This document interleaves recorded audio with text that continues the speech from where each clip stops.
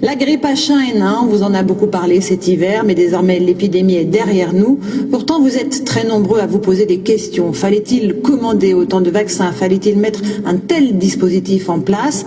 Les parlementaires français ont décidé de former une commission d'enquête sur la grippe A.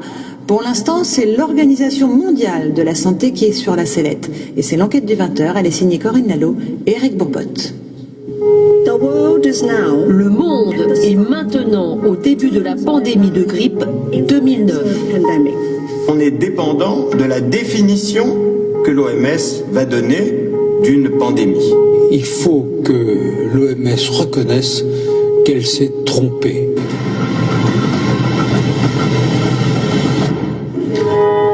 Conseil de l'Europe, janvier dernier. Audition exceptionnelle autour d'une question. L'Organisation mondiale de la santé a-t-elle exagéré l'ampleur de la grippe A? Le docteur Vaudargue en est persuadé. Cet expert en santé publique et ancien député a obtenu la création d'une commission d'enquête. Ils ont dit que ça soit une pandémie dangereuse, mais c'est justement une grippe normale qui est très faible même. Et comme ça, c'était une fausse pandémie. Le docteur s'appuie sur des courbes comme celle-ci. À gauche, la grippe de 2008 appelée saisonnière. À droite, la grippe 2009 qualifiée de pandémique, alors que le nombre de cas est sensiblement le même. Ce qui est différent, ce sont les conséquences financières importantes qu'entraîne une déclaration officielle de pandémie.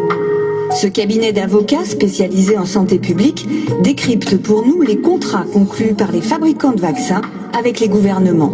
Ils ont été signés au moment de la grippe aviaire en 2005, avec un complément en 2009. Alors ce contrat, il dit très concrètement que c'est sur la déclaration de pandémie par l'OMS que le contrat va se déclencher, que la production de vaccins va pouvoir commencer. Ça c'est très clair, une seule condition, la déclaration par l'OMS. La décision de l'OMS, elle est donc la clé qui va permettre d'ouvrir les flux financiers qui sont la résultante des contrats. C'est également la déclaration officielle de pandémie qui a permis d'autoriser les vaccins au niveau européen selon une procédure exceptionnelle accélérée. Les critères scientifiques pour une pandémie de grippe sont réunis. L'OMS est accusée par certains d'avoir changé la définition et les critères d'une pandémie. Jusqu'en 2009, une pandémie devait être à la fois très contagieuse sur le plan géographique et très grave en nombre de morts. Désormais, la notion de mortalité n'est plus prise en compte pour le déclenchement officiel d'une pandémie. Invité par le Conseil de l'Europe à s'expliquer sur la question, le numéro 2 de l'OMS surprend l'Assemblée en affirmant « Il y a une confusion ici et j'espère la dissiper. Qu'il y ait beaucoup de morts n'a jamais fait partie d'une pandémie telle que l'OMS l'a définie. » Pourtant, nous nous sommes procuré une photo du site officiel de l'OMS tel qu'il apparaissait en mai dernier.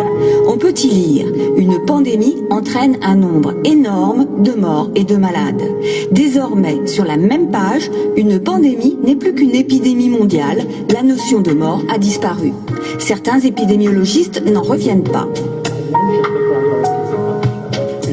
Je pense que la gravité d'une maladie doit jouer un rôle majeur dans la définition d'une pandémie. Sinon, vous pouvez définir un simple rhume comme une pandémie et vacciner contre le rhume.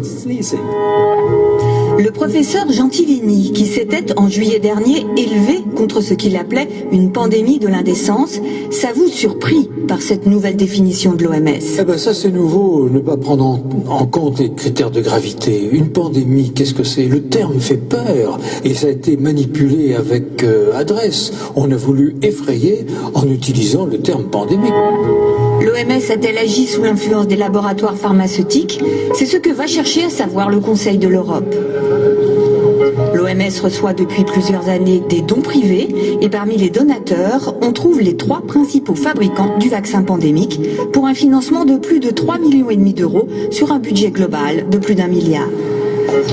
Certains des experts de l'OMS ont des liens financiers avec les laboratoires pharmaceutiques. Au cœur de la polémique, le professeur hollandais Albert Oosterhuis. On lui reproche une double casquette. Il est à la fois expert OMS influent et président d'un organisme dédié à la grippe et entièrement financé par l'industrie des vaccins. Au siège de l'OMS, à Genève, on réfute tout conflit d'intérêts. la question n'est pas s'il y a des gens qui ont des contacts avec l'industrie pharmaceutique, mais plutôt est-ce que les personnes qui ont du contact avec l'industrie pharmaceutique auraient pu influencer les décisions de l'OMS, et la réponse est non. Selon un bilan encore provisoire, 15 000 décès liés au H1N1 ont été comptabilisés dans le monde, alors que l'OMS estime que chaque année la grippe saisonnière fait entre 250 et 500 000 morts. Faut-il davantage de transparence ? S'interroge également le Conseil de l'Europe. Il rendra ses conclusions en juin prochain.